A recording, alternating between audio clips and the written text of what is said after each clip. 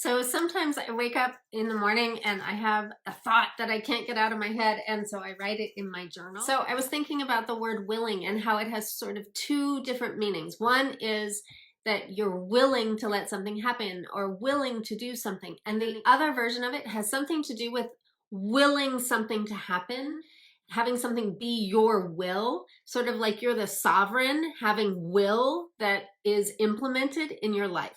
And I was sort of thinking about how whatever we're willing to do or whatever we're willing to let happen, and by not doing something, is how our own will is implemented in our lives. And I'll give you some examples. Now, I know there are a lot of circumstances that we don't have control over, but for a lot of things in our life, if we think about what is the current reality that we're experiencing, we can usually trace it back to something we were willing to do. For example, I have two friends who are my age and they are in terrific shape. They have toned legs and they're trim and they are willing to eat a certain way. They are willing to exercise every day, and they've been willing to do that, and that's how they are experiencing a different reality than I am. And I know not everyone can do physical exercise, so that's just one example.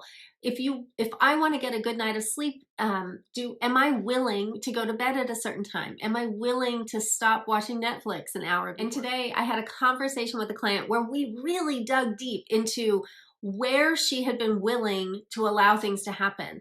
You know, it's so easy for us to say that it was that these people are unpredictable, so I can't do anything about it. There's always something in there that you have been willing to allow to happen, or unwilling maybe to take a stand or set the boundary or set the expectation.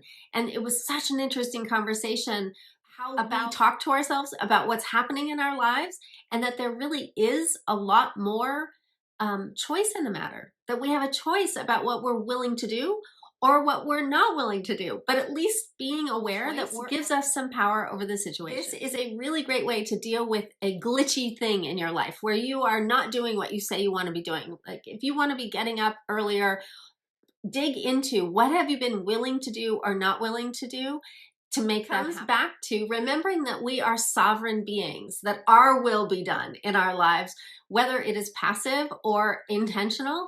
We are creating what happens a lot of the time.